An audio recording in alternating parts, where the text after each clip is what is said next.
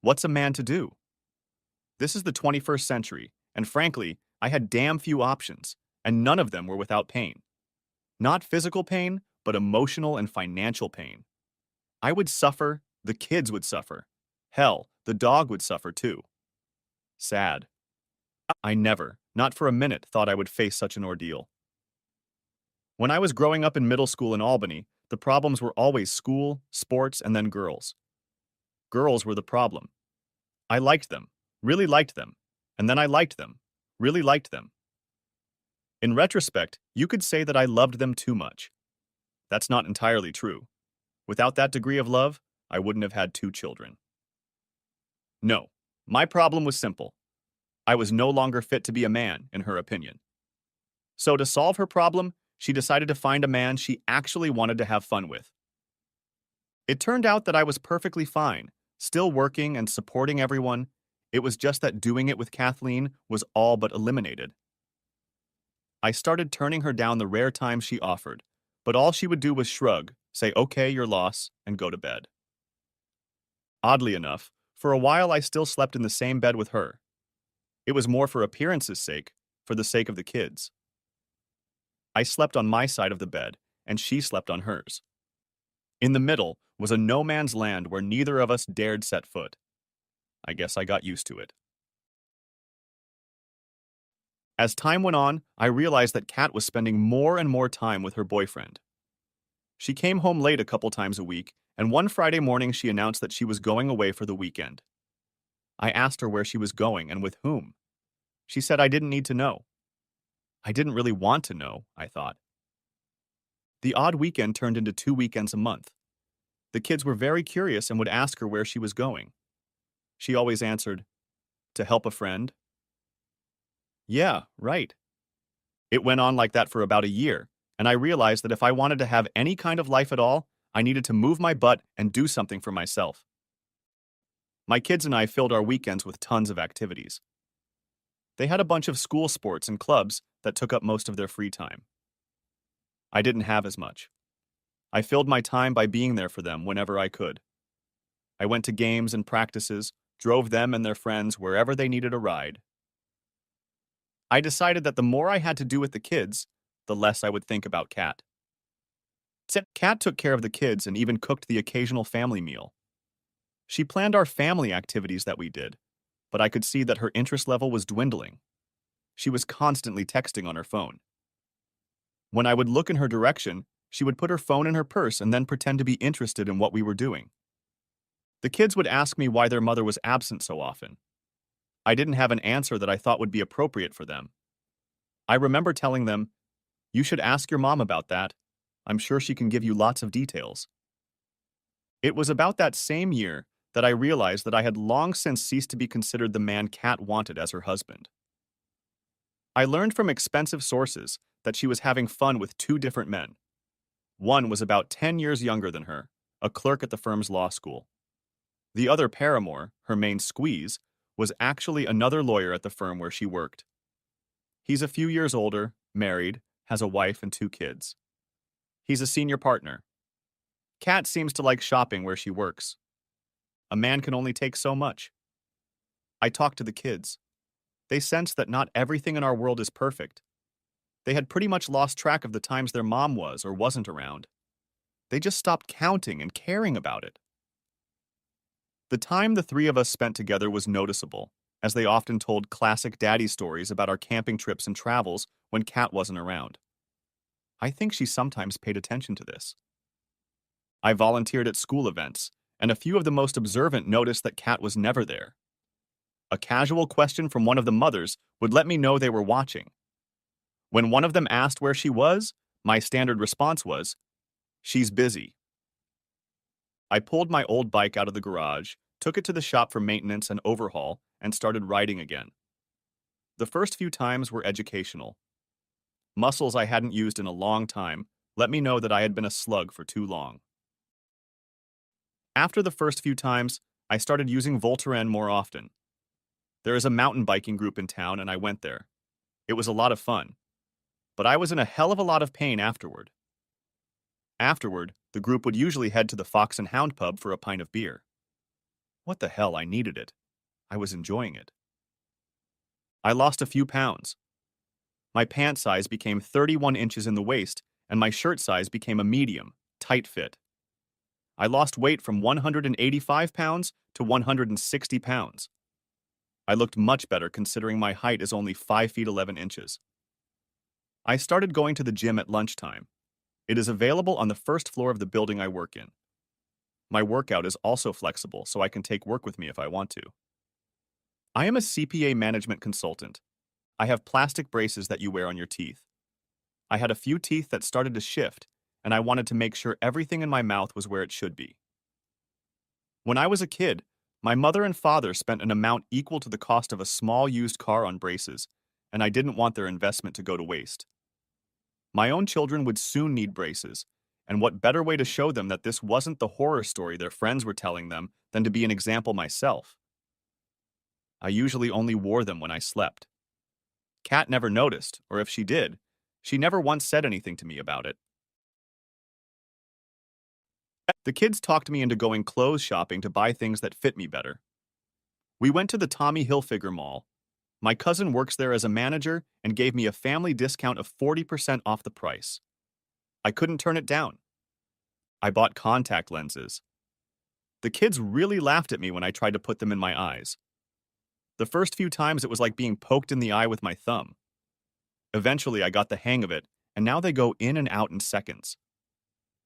I still wear glasses when I work, but now I have new ones.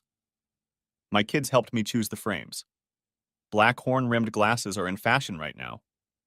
When I was a teenager, we called them birth control specials. But times change. One of my high school moms never failed to invite me to a barbecue at her house. She is now divorced and has 2 children. She also works as a nurse in a hospital. With a divorce rate of about 50%, there are several single mothers and fathers with children in the same school my kids go to. The invitation was to a barbecue in the early evening. The kids were not invited. This meant that there would likely be alcohol on the menu. So I found a babysitter, made the kids promise to be on their best behavior, and went. Well, it was a learning experience. It seems Kat's extramarital activities weren't as secret as she thought. She had been spotted with her paralegal boyfriend at several restaurants and clubs in town. Sister Marilyn was quite diplomatic in her questions to me. Mostly she asked if the tall, very trim guy Kat had danced with had anything to do with her. I looked at her, took a sip of beer, and tried to formulate an answer that would preserve some modicum of dignity for me, and I suppose for Kat. But that was no longer the case at this point. Now that the proverbial cat was out of the bag, there was no point in trying to hide the truth. So I didn't try. I said that Kat had a social life very separate from her family. When asked if I had the same privilege, I said I was in the process of creating a similar privilege for myself. You should have seen the eyebrows go up at that. Next chapter. Slowly, very slowly, my life began to change. The lives of our entire family began to change. The kids were growing up and getting even busier. They had more sports and other interests. This meant that there was less and less time for other things. This meant that my free time began to shrink even more. To alleviate this problem in some way, I gradually tried to shift some of the responsibility for the children to Kat. I learned from a very wise person that eating an elephant is easy, one small forkful at a time, but it takes some time. So I started shifting some of the household chores and kid activities to Kat and carving out time for myself. I bought a new, red, expensive, Trek mountain bike. I bought a new Subaru Outback, outfitted with everything I needed to make it more rugged and able to handle the adventures I wanted to experience. I have participated in several events throughout the region. I really enjoy the training and the mud. Oh, the mud. I was covered in mud at the end of the competition and I loved it. So Kat's life changed too. I figured she could handle the family responsibilities too. She talked about how hectic her job was and how lawyers had to work crazy hours to get things done. That might have been partly true if it weren't for the fact that she was having fun with 2 guys and trying to make up for it with constant absences. No, I got to the point where I didn't care anymore. I emailed her my schedule and told her that I was busy too, and she would have to figure out how to distract her boyfriends from time to time. It worked with some success. It cut back on her freedom and gave me a little more freedom. Other things started to happen as well. I made new female friends. It was casual at first, but the more I got to know some of the women who were part of the mountain bike scene, the more I liked them. And I found that they liked me. Big deal. It was a damn pleasant realization. It gave me back the confidence that damn Cat had given me. I mean, why would your wife be having fun with other men if you're doing so well? When I first found out, my response was that I wasn't doing well and wasn't what she needed. But now I was asking myself if Cat was what I wanted. Next chapter. My children are as smart as their father. They realized their mother was increasingly absent from their lives, to the point where they stopped asking where she was. Then, as I began to leave the house more and more often to do my own thing, the children reported that their mother was giving them to their friends' mothers to raise. I would often come home and see a note on the kitchen table saying that the kids were at another house with their friends and that Cat would be back the next day. What the hell was that all about? I knew things had to change and that Cat was expiring fast. I went to see a family law attorney. It was all very educational. New York state law is primarily concerned with the welfare of the children of a marriage. Mothers usually get custody of the children, unless they are found unfit to care for the children. But I knew that argument would be irrelevant, especially after I told the attorney that my wife was a lawyer and gave her name. No, the attorney immediately assumed that I had little chance of getting full custody of the children. At the end of the conversation, I asked her to prepare a petition for dissolution of marriage. I told her when and where to file the papers. I headed home. In my mind, I wondered over and over again how long this situation. My attorney suggested that if I waited a little longer and Cat became more detached from the family, she might be willing to agree to more favorable divorce terms. What this really meant was that Cat would become so tired of being married with children that she might not give up the idea of leaving me and the children for her freedom. The idea made a certain amount of sense. I decided that I needed to talk to Cat and find out what her intentions really were. I chose a Thursday evening when I knew Cat would be home. The kids were in their rooms, reading and getting ready for bed. I went to the refrigerator, pulled out a beer, an IPA that I like, and poured it into a glass. I found Cat in the family room with the TV on, open laptop next to her, and phone in hand. Work papers were spread out on the couch beside her and on the coffee table in front of her. I interrupted her concentration. I cleared my throat to let her know I was in the room. She looked up briefly and returned to her phone. Cat, we need to talk. About what? She continued to concentrate on typing. Look at me. We need to talk. Again, without raising her eyes, she replied, What do you want to talk about? I want to talk about us. I want to talk about how much longer you want to stay married. I want to talk about how much longer you still want to live here.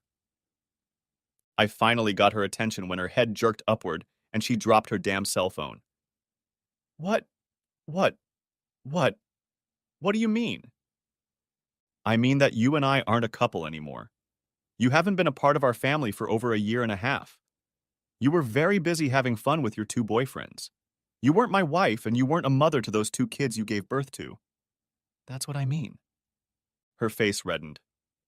I told you a long time ago that you don't own me, and I decide who I do it with.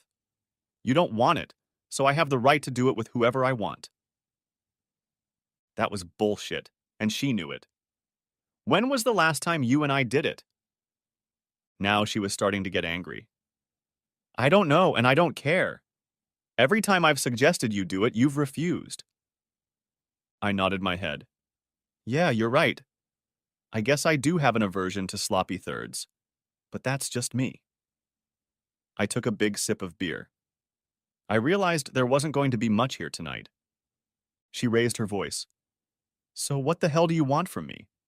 I take care of the kids and pay my share of all our household expenses. What do you want? Her game was to go on the attack. Her lawyering skills were showing in battle right now. I want to know how much longer you want to stay married. It's clear to me that you don't want me as your husband, and I have to tell you that I really don't want you as my wife. You know, you really are a shitty wife. She got up and left the room. She went to the kitchen and got a glass of wine.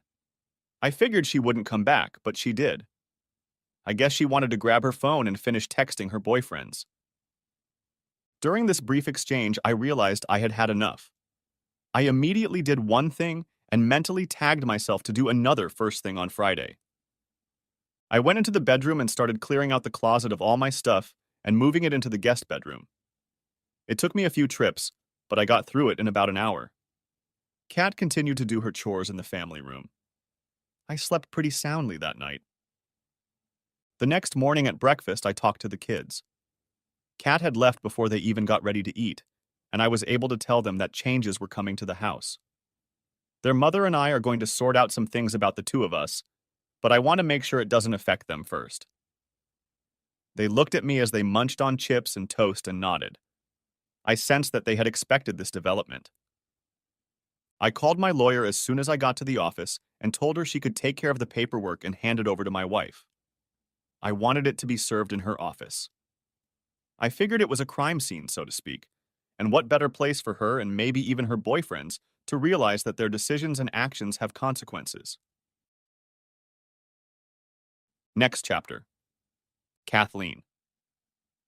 A bailiff showed up at my office, handed me an envelope, and said the words I've heard many times before. You have been served. I didn't hesitate long, gave the envelope to the receptionist and told her to register it in the registry she kept and see what case it belonged to. I took the cup of coffee to my office and got to work. A few minutes later, she appeared in the doorway with an envelope in her hands. What is it? Her carefully sculpted eyebrows flew upward as she replied, Oh, it's for you personally. Oh, what is it? You really should take a look at it. She walked into my office and placed the envelope on the desk in front of me. It was already open, and I pulled out the folder. I looked at the cover page and realized what Tom had been talking about last night. At that moment, I got a phone call. I picked up the phone. It was Robert. Could you come to my office immediately, please? Although he said please, it was an order, not a request. I stood up, adjusted my skirt, and walked to his office. What the hell, Kathleen? I got this when I came in this morning. He handed me a folder, and it was a lawsuit for alienation of affection. You don't get lawsuits like that in New York. I slowly put it back on the desk and sat down on the leather couch in his large office. I've just been served with a divorce suit. Tom wants me to leave. What are his terms? I don't know. I haven't looked into it yet. I'm not going to bring in anyone from the firm to represent me. I'll probably represent myself. I don't want any rumors flying around. Damn right you don't. Because if Judy finds out what you and I have been up to, she'll make a fuss, and it'll cost me more than I want to pay. Robert has teenage children, a big house, a big mortgage, and a lifestyle to match. He and his wife Judy live well, but their divorce will hit him financially, but more importantly, raise his reputation in the firm and in the community at large. What am I doing worrying about Robert? My own hurricane is gaining strength, and I need to calm it down soon. Oh shit, my stomach isn't feeling its best. I run to the restroom on the side of the office, and just before I reach the toilet, the contents of my bowels spill out. Next chapter. Kathleen, later that morning. I grabbed a bottle of water, closed my office door, and started going through the papers. The lawyer in me woke up, and I made a few notes on a yellow notepad. Tom was going for the throat. He listed adultery as the grounds. He listed the names and addresses of Robert and James. He indicated that I had been in a relationship with them for approximately 2 years. He stated that he wanted full custody of the children, citing that I was often absent from our family and home, and therefore he was the best parent for custody. My right to be the custodial parent was challenged. A document was attached that listed all the time I had spent with Robert and James over the past year. Tom wanted the house, half of all our savings, and child support until the kids graduated from university. That was going to be in a few years. But the most interesting part was what the family court judge was going to gouge me for. Tom wanted medical tests for a full range of sexually transmitted diseases and wanted to know the names of all the other partners I'd had since we'd been married. Damn. The judge would be sympathetic on medical grounds, except it's going to be hard to get around. Tom wanted to kick me out of the house, claiming I was no longer a good example for the kids. He basically called me a tramp. Neither Robert nor James ever showed up at my house. I made sure of that. I tried to call Tom, but his cell phone immediately went straight to voicemail. I left an angry message, which in retrospect may not have been such a good idea. I left a few more messages asking him to change his mind, and maybe we could work on getting things back on track. I thought about going to his office, but decided I wouldn't get past the receptionist. Nevertheless, I needed to act quickly. I got in my car and drove there. I managed to get past the receptionist by just walking into the office as if I was there. She didn't even look up. Tom wasn't in the office. I waited for him for about an hour, but he never showed up.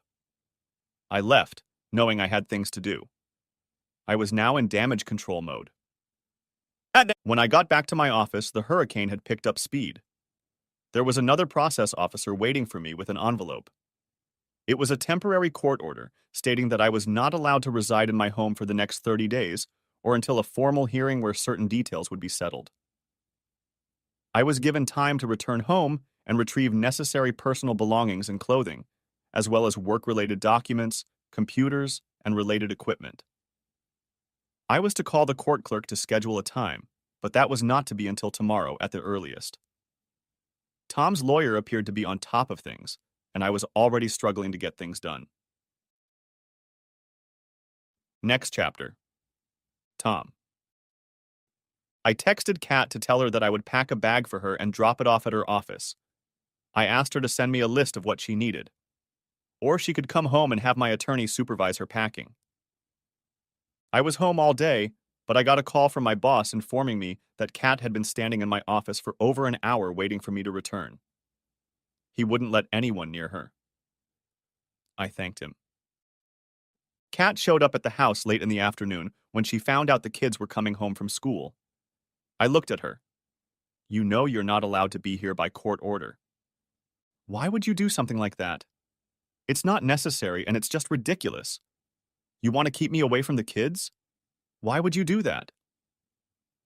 Come on, now you're a concerned parent who wants to be with your kids? What about all the weekends you spent with your boyfriends? All the weekday nights you skipped bedtime? All the kids' activities you couldn't find time for? You took every opportunity to spend time with your boyfriends instead of your kids or me. At this point, I was almost screaming. And now you come home to tell me I'm ridiculous? If you wanted a divorce so you could have fun with anyone, why the hell didn't you just tell me that? Why all this nonsense? Tell me. What I do and don't do is none of your business. Who I have fun with is none of your business. You could have had fun with me every week, but you missed your chance. My chance? My goddamn chance. Oh, how rich. You offer me sketchy thirds, and when I turn down the chance to get an STD from you and your boyfriends, you just turn away and ignore me. Well, now I have the opportunity to ignore you.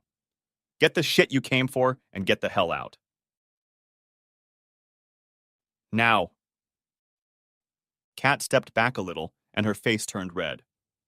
I picked up my phone and dialed my lawyer's number. When she answered, I said, "Looks like my wife doesn't understand court orders and came here unaccompanied by any court official to get her shit together." She told me to take her picture if I could, and that she would call the police and have them come to the house. Kat took her time getting ready, and lo and behold, 2 policewomen arrived. I explained the situation to them and showed them a copy of the court order. After some discussion, I pointed them to the bedroom. They went up the stairs, and after some loud talking, they escorted Kat into the kitchen. To say she was furious is a vast understatement. She lashed out at the police officers.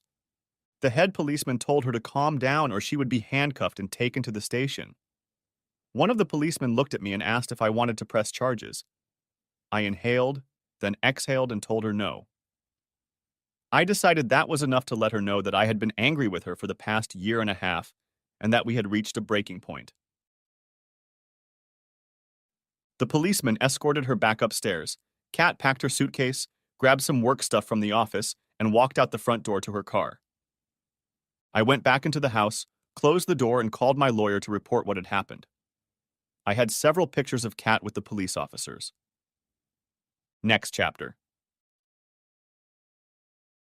A few days later, my lawyer called to say that Kat's lawyer, she decided she needed a family law specialist, Kat specializes in corporate law, had called and asked for a meeting. The four of us would sit down, calmly discuss things and work things out. I agreed that a face-to-face meeting might speed up the process. It was to be held in my attorney's conference room 2 days later. At home, the kids were very curious about where their mom was. Being away for such a long time was a little unusual. Sure, she had been away before, but she always let the kids know what she was doing and where she was going. When I heard her stories, I could fake a cough or laugh, and she would look at me with the corners of her eyes and make a mocking grimace. I got to the meeting a little early to talk to the lawyer. We discussed the general goals I wanted to accomplish and how to convince Kat that it was in her best interest to agree to this. What Kat's lawyer didn't say beforehand was that the plan was for them to cite that the situation was out of control. That Kat was deeply remorseful for all the pain she had unknowingly caused me, and that our marriage was precious to her, and that we would resolve all issues and problems through marriage counseling, and that she should move home immediately to be with me and the kids. Right. All the while, Kat and her lawyer were going on and on about the importance of marriage to a family, and how children grow up better in a two-parent household rather than a single-parent household, and blah, blah, blah. It was all a bunch of bullshit.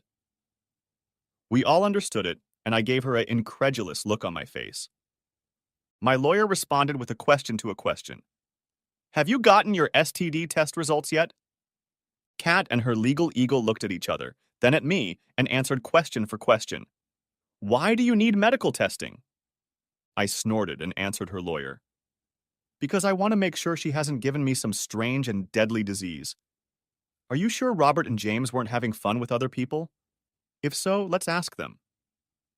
Heads quickly whirled, they jumped up, and now both Kat and her lawyer were yelling at me. I ignored them and sat with my arms crossed. Finally, they sat down and calmed down. Her lawyer suggested, there's no need to involve anyone else in this private matter. Next week, we'll run an STD test and report all relevant results. I quickly added, looking Kat in the face, I want the results in writing, whatever they are. Right now, I don't trust you, as you can guess. Next chapter. The divorce was going to be long and painful. I knew Kat didn't want her boyfriends involved in our affairs. Especially Robert, he had the most to lose, and I knew that if we served him with a summons, nothing good would come of it. His career would suffer, and his wife would probably be a little angry with him. It would cost him dearly. With James, it was a different story. To buy his silence, he could be threatened with dismissal or rewarded with a promotion and money. He was unmarried and lived with no one, but my investigator learned that he enjoyed the company of both women and men in his bed. That alone could have disrupted the harmony of the law firm. Scandal is bad for business. Kat had a lot to lose. Weeks dragged on for months, and then litigation began to overturn a previous court order, barring Kat from the house. She got it overturned and came home triumphantly to find that neither I nor the kids were in the house. We had gone to Disney World in Florida. My cell phone lit up. Calls and text messages from Kat were in abundance. The main subject was, "Where are you?" After a while, I replied that the kids and I were very busy and having fun. After that, I turned my phone off and it stayed off for the rest of our stay in Florida. As we flew on the plane home, I realized that I had the difficult job of managing the house and, well, everything else. When we landed in Albany, I took a moment and called my attorney. She advised me to do nothing to keep things calm and to tell Kat as little as possible. My attorney worked at a feverish pace to get the order preventing Kat from being in the house reinstated. She recognized that it might take some time. I decided that my life was going to be a living hell in the coming weeks. And so it did. Kat was jubilant to see the kids and gave them a long hug as soon as we pulled into the driveway of the house. The kids had to work hard to break free of her iron grip and escape to their rooms. I busied myself with gathering up the kids' dirty laundry and my own, then shoving it into the washing machine. Kat was working in the kitchen, not her usual environment, and trying to make us a meal. The smell was, well, akin to the smell of burnt old sneakers. Disgusting. I used the phone and called for Chinese delivery. When it arrived, I called the kids into the kitchen and served them the food. They devoured the food with gusto to the sound of their mom inundating them with questions about Disney World. I ate in silence. When the kids were done, they got a reprieve from the inquest and hurried to watch a movie on the streaming service we subscribed to. I cleaned up the kitchen under Kat's watchful gaze. She sat down at the table. "I miss the kids and you so much, Tom." It was said so quietly that I almost let it pass my ears. But I couldn't let it go unheeded. "What? Where were your boys? I suppose they were glad to keep you company." The next battle in our war proved to be only the first salvo. "I'm not dating anyone, Tom. I want us to be a family and do all the things we have to do. I know you don't believe that, but I love you very much." I interrupted her. "But not enough to close your legs to other men." Kat ignored my comment. "I made an appointment for us to see a marriage counselor. We need to get our marriage back on track, and this will be a good start." "Really? You think that will help?" "Yes. We need to figure out what's important and focus on that." And she didn't stop talking for what seemed like an eternity. I left the kitchen, and she followed me into the bedroom, chatting the whole way. I closed the door in her face. I noticed that she had already unpacked and was going to sleep in the master bedroom. I shook my head, thinking I was going to have to work hard. I gathered up a bunch of her things, walked to the door, opened it, and threw everything out into the hallway. Some of it fell on her head, which interrupted her soliloquies for a while. I closed the door. She opened the door, carrying her stuff back into the house. And so it began. Or continued. Shit. Next chapter. The following weeks passed merrily. Kat adjusted to our situation, pretending that nothing much was going on. That my claims were really exaggerated. That her having fun with two other men was just something I shouldn't care about.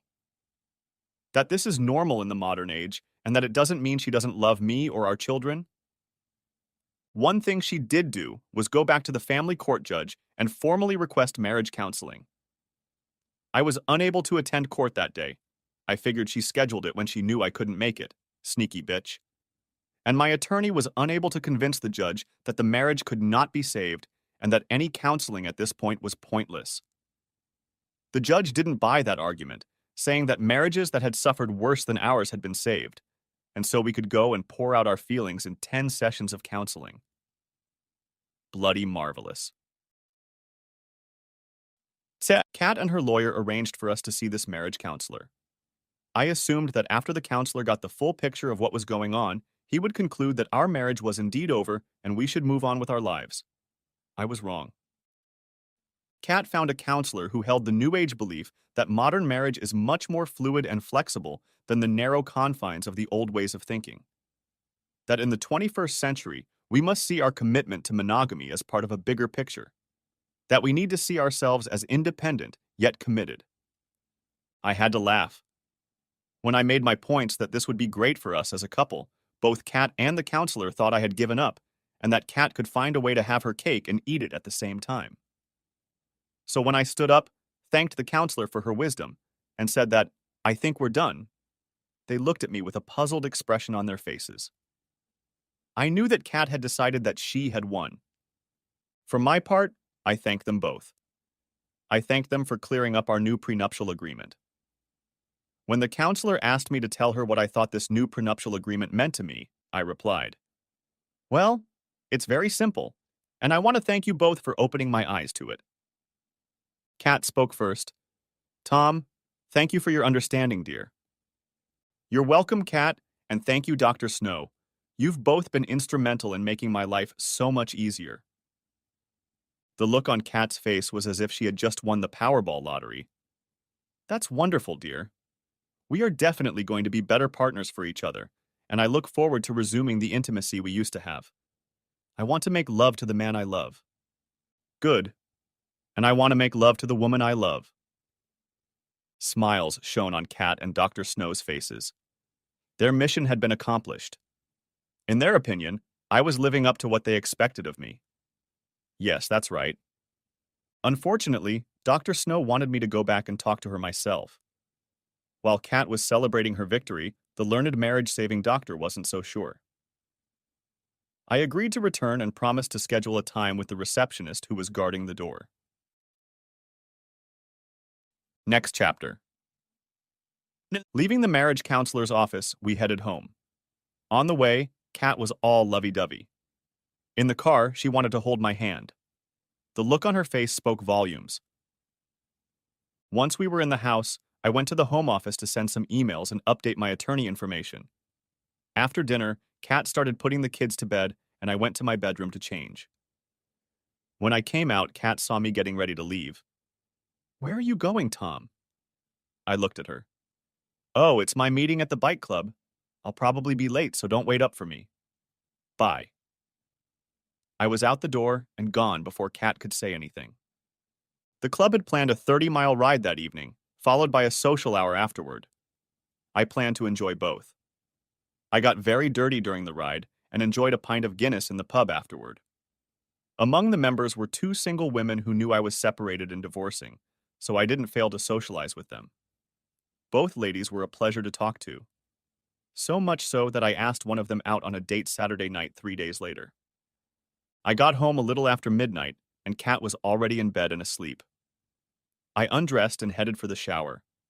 I rinsed my dirty bike clothes in the sink in the laundry room and put them in the washing machine. After that, I headed to bed, which was in the guest bedroom. In the morning, I got up early and was ready to head to work. Kat showed up in the kitchen just as I was about to leave the house for my office. She looked a little worried. What time did you get home last night? I looked at her as I packed lunch and poured coffee for the trip. Around midnight. She asked, And what time will you get home tonight? I replied, Around 6. You have to pick up the kids from school today. That was the end of it, and I was out the door. Thursday and Friday evenings went pretty much the same way, and conversation between us was minimal. I realized that her self-restraint from having fun with her boyfriends was an attempt to make it appear that our family life would return to normal. But it wasn't. Saturday morning, Kat and I analyzed the day's schedule. We had to drive a lot to get the kids around to all the activities they were involved in. Kat had forgotten a lot of things since she had previously dumped many of her parenting responsibilities on me. She had taken on the responsibilities of a modern 21st century career woman who could do whatever she wanted. I, on the other hand, was the modern father, chauffeur, cook, cleaner, cheerleader, laundry god, and expert on all things parenting. My life was very planned and organized, but things were about to change. Saturday night I made dinner, and then, while the kids and Kat ate, I went to get ready for a date. I came down in khaki pants, a button-down shirt, and a sport jacket. The looks I got spoke volumes. Kat's jaw dropped. Where are you going? I have a date. I was short and simple. What? A date? What do you mean? I looked at her. You know what a date is. You've been on many of them. And then I took the car keys and kissed the kids on the tops of their heads. Be good for your mom and don't wait up for me. I'll probably be late. I walked out the door into the garage. Tom, wait, what are you doing? I stopped and turned around. Well, it's very simple. I have a date tonight. With a woman.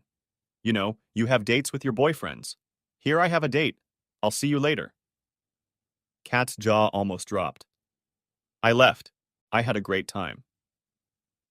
I took Laura to the local symphony orchestra, and then we went out for a late dinner at an Italian restaurant. Afterward, we walked around a bit, and then I dropped her off at her house. I was invited into the house and enjoyed a drink with her, and then kissed her as I left. Laura told me that she had a wonderful time and would like to do it again soon. I told her that I really enjoyed being with her, and that I would call her this week and we could talk. I called her, and we talked and scheduled another date. Next chapter. My social life was on the upswing after a long, dry spell. I hadn't touched Kat in many months. I didn't want to get infected, even though I was sure Kat wasn't stupid enough to not use protection with James. So, I mentioned earlier that we were seeing a marriage counselor, Dr. Snow. I have to tell you, she gave off an old hippie vibe. The old lady was in her early 60s, her clothes were the same age, and her graying hair was styled in a hairstyle reminiscent of a schoolteacher. It became clear to me that her attitude toward marriage might be a little different from mine. She talked about the newfangled mumbo-jumbo that essentially gave legitimacy to open marriages, polyamory, and other forms. I called it screwed up. After a fairly lengthy correspondence, I asked her what she had against traditional monogamous marriage between a man and a woman. She had to elaborate a bit. I have nothing against the traditional view of marriage, but in this day and age, marriage should be seen as something that makes us happy. Regardless of the form of marriage, if everyone involved is happy, that's what matters. I see. I stared at the floor for a few seconds as I considered what I wanted to say. I took a deep breath and then looked Dr. Snow in the eye. Doctor, you've lost sight of the fact that I'm not happy. I married Kathleen with the understanding that we would only do it with each other. We have 2 children as a result, and they expect stability in a home where there is no parade of people coming in and out of their mother's bed or mine. The face of the man they see at breakfast or dinner is mine, not the one who spent the night with their mother. I know you think I'm old-fashioned, but that's me. And I have to tell you that the beautiful state of New York still supports the kind of marriage I signed up for. And I'm not going to share a bed with Kathleen and other men.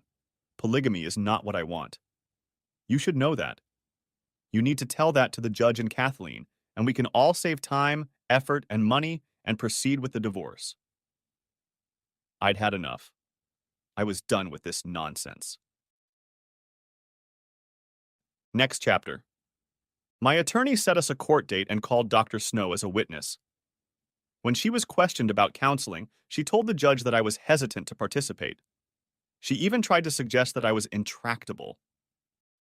My attorney started asking her questions, at which point she backtracked and told the judge that I had not consented to my wife cheating on me with 2 other men, and that such relationships rarely work out well in a marriage. The judge nodded. Kat made a grimace. I had made my point, and we could proceed to decide the outcome of the case. I assumed that after the court session I mentioned earlier, we would move on to dealing with child custody, the house, finances, and other business issues that needed to be resolved before the papers were signed and the court stamped the case officially done. Not so fast. When I got home that evening after the court hearing, Kat was sitting in the kitchen with a glass of wine. She looked at me. We need to talk. I couldn't believe the words I heard. Talk now? You want to talk now? It's a little late, isn't it? Honey, I need to explain some things to you. Things I should have told you a long time ago, I suppose. Like I said, it's a little late, isn't it? You don't know what it's like, trying to get ahead in a high-pressure law firm. I looked at her and made a gesture with my hand, making a circular motion for her to continue. It was made clear to me that in order to succeed, I would have to play the game. Not only to be a good, no, great lawyer, but also to contribute to the senior lawyers who will contribute to my career. And? What exactly does that mean? I wanted her to say the words I knew she didn't want to say. Robert made it clear to me that unless I agreed to become something more than a junior associate, my potential at the firm would be limited. If I could become his close associate, he would mentor me. I finally figured out what he wants to do with me. She took a big sip of wine and continued. I know I'm an attractive woman, and I knew he found me very attractive. Robert is a good-looking man, so I thought that at least if I did what he wanted, it wouldn't be so bad. If he had been fat and rough, it would have been a different matter, but he wasn't, so I figured I could do it, and it would give me an advantage in the promotion and subsequent partnership. Another big gulp of wine. I thought it would be easy to hide it from you. You are very gullible. Apparently, I'm too gullible, I said sadly. How long have you been doing this with Robert? Kat stared at the floor and very quietly uttered words that left me shocked and thoroughly shattered. I started having fun with Robert about a year after Beth was born. Beth is our first child. Janie is our second. I did the math. Kat had been having fun with Robert for about 8 years. Shit. I had to sit up before I passed out. Next chapter. I walked out of the house and didn't know what to do. There were a million thoughts running through my brain at the same time. If Kat took a gun and put a bullet in my brain, it wouldn't hurt as much as the realization that I'd been sharing my wife with another man all this time. And then it hit me. Was Janie even mine? I had to find out. I came home.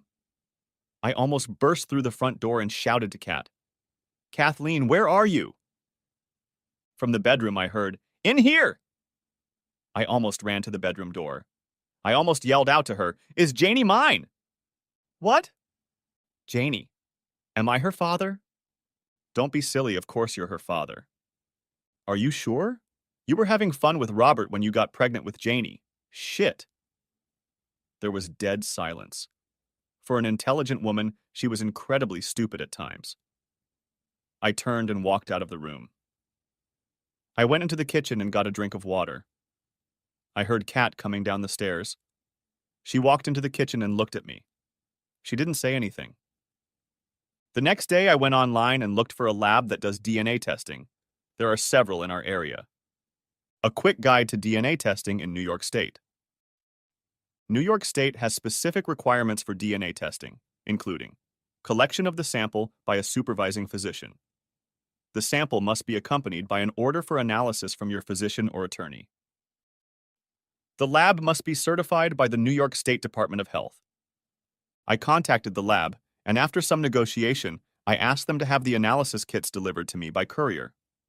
I waited until Kat left the house for work and took the kids to the doctor's office.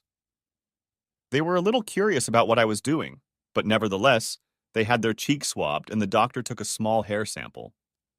Everything was packed and ready for the courier to pick them up the next day. All that was left was to wait for the results. Next chapter. Waiting for DNA results is hard work. The waiting almost killed me. It was almost 2 weeks before the results were sent, and the whole time I was trying to figure out what I should do with the results. If the tests showed that I was the girl's father, I would put it all through the shredder and move on with my life. If, however, the results showed that I was not the biological father of one of the girls, what would I do? That was the question. I thought long and hard and came to the conclusion that whatever the results were, I would move on with my life and nothing would change with my children. I even considered not looking at the test results. It was actually a winning decision, and I decided to put the tests in the safe in my office and only pull them out if I had no other choice. But at the time, I didn't know what that would be. Damn it. Why did Kat have to mess around with this? No job or career was worth the destruction of a family, at least for me. The next time I talked to my wife was to ask if she was making any plans for when our divorce would be final. The arguments continued. The dragging of heels continued. Honey, I don't want a divorce. You and I and the girls are one family. We should be with each other. I love you, Tom. What I did with Robert doesn't take anything away from you. Hell, even when I was with James, he only got crumbs from your table. I couldn't believe the nonsense she was talking. My desk! My goddamn desk! What about my bed? Have you ever thought about that? Did you even think about me or your daughters when you were entertaining both of those men? You? So, lawyers, at least the good ones, have the ability to compartmentalize. I decided that's what my wife was doing when she entertained Robert. For her, it was another planet she was on, and her two worlds. Her career as a lawyer and her family would never meet. We, the girls and me, could be kept separate from her other life, and then one would not affect the other. At least that was her plan. And for a long time it worked. It worked until it stopped working. Now it wasn't working. Kat looked at her manicure and the floor. I got disgusted, so I left. But I came back. You have to get out of this house. Now. And I left.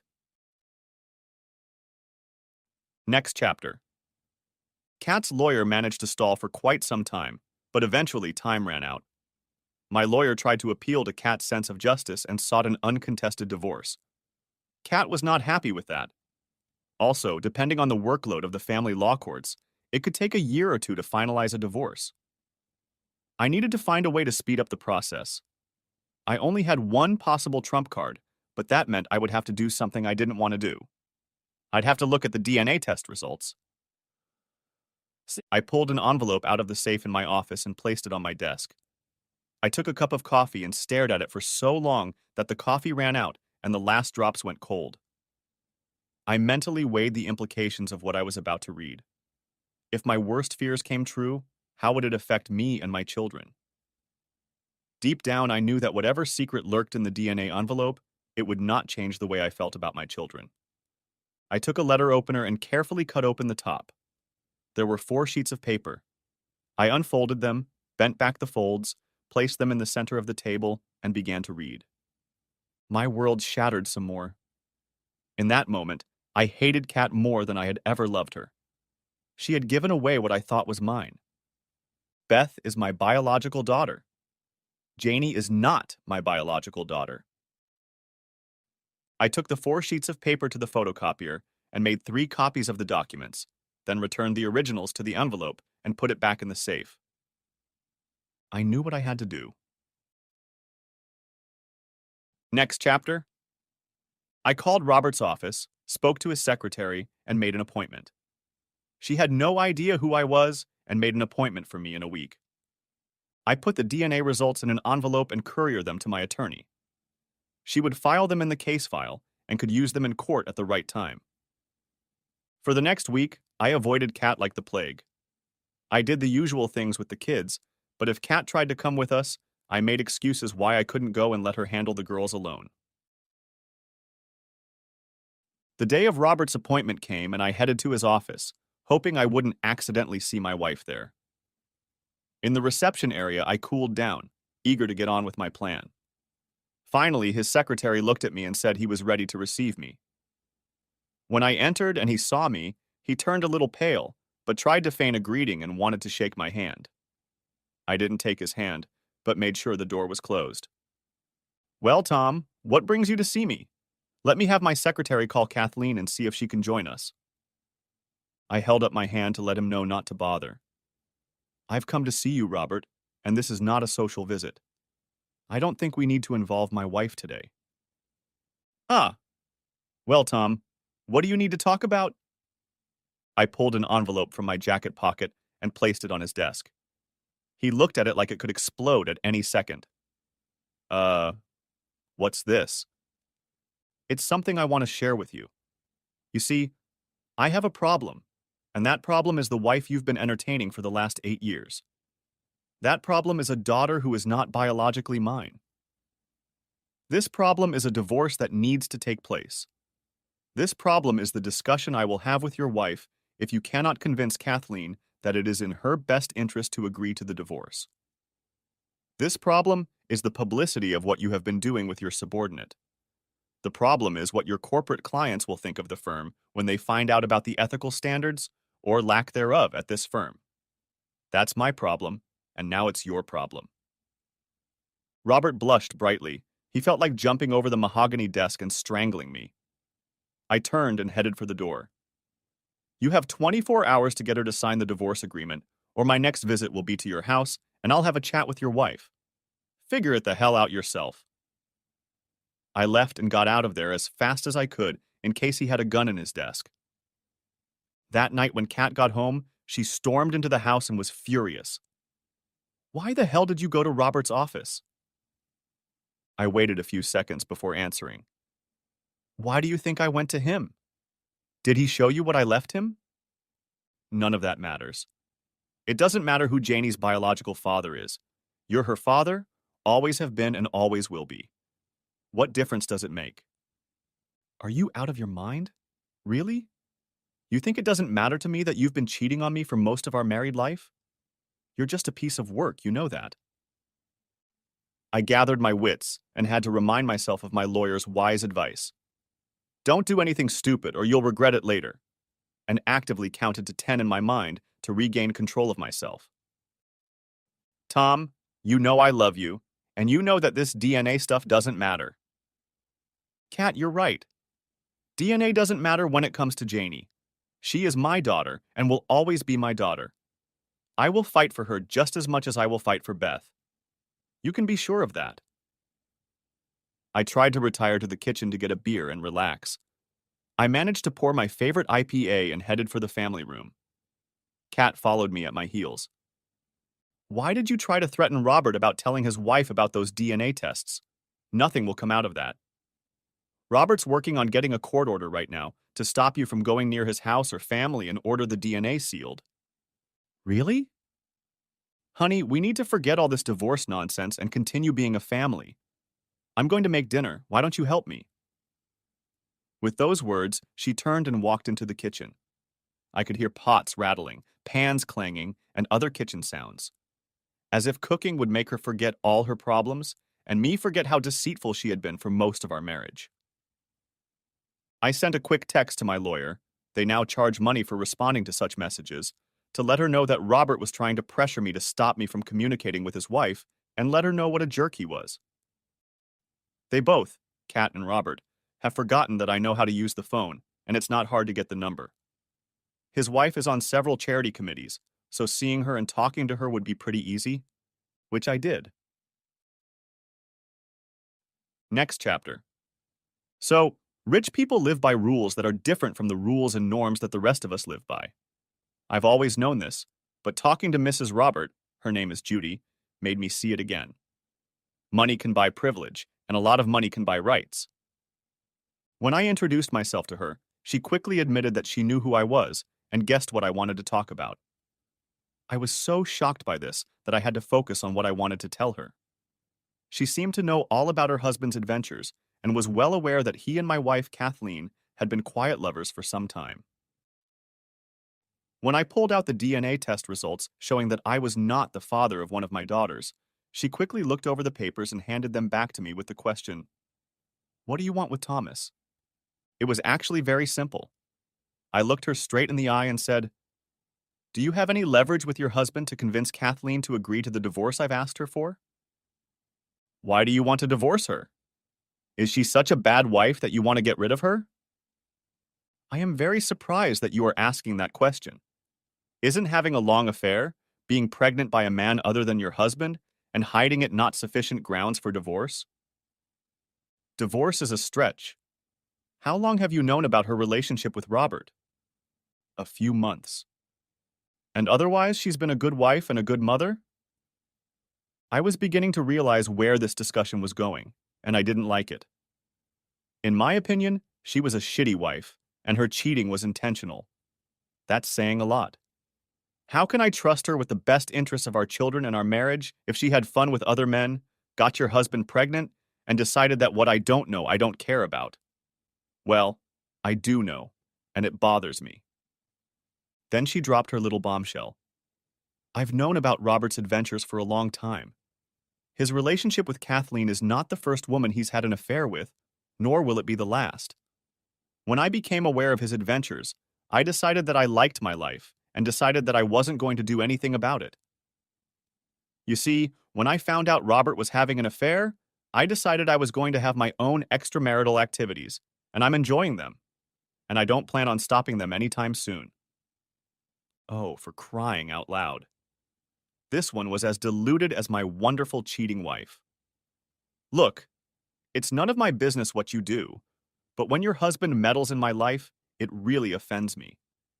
Please tell him that it's in his and your best interest for him to convince Kathleen to stop resisting the divorce, sign the papers, and they can all go back to fornicating whenever and wherever they want. Just do it. What do you mean by my best interests? In case you haven't noticed, you have a lot of social prestige. A scandal involving your husband would not reflect well on your social calendar. You'll damn well figure it out on your own. I turned and walked away, feeling soiled for that encounter. A few days later, I was home with the kids and we were playing in the driveway. Kat pulled up and got out of the car. She looked like she was ready to explode. After dinner, as the girls were doing the last of their homework, Kat really wanted to talk. It seemed that Robert and his wife were having a frank discussion about the impact on their lives if his affair with Kathleen became known not only to their social circle, but what it would mean for the firm and their many very conservative corporate clients. A good old-fashioned scandal is very bad for business. So Robert realized that it would not be good for his penniless existence if it became known what shenanigans he was up to during his busy day, and it would not bode well for his wife either. So he and Kat had a heart-to-heart talk, and he urged Kat to find a calm solution to our differences over the divorce. Otherwise, Kat wouldn't be able to become a full partner in the firm. It was simple as that. Get a divorce if you want to keep your job. Gee. I told her I'd talk to her after the girls went to bed. In the meantime, I went to my briefcase and pulled out the divorce application and went through it one more time to make sure it had all the important things I needed. I tossed it in front of Kat and left her alone. When I came down after putting the girls down, Kat was sitting in the family room with a glass of her favorite wine. The document lay on the table with a pen resting on top. I'm going to miss this house. A few months later, the house was sold, and the final financial arrangements were settled. The girls and I moved to a slightly smaller house, but it had a detached garage with a loft and a small pool in the backyard. It wasn't as bright as the other house, but it was all we needed. The girls stayed at the same school. The dog likes it too. Kat's priorities were career, the power and prestige that working as a lawyer at the best firm in the area gave her.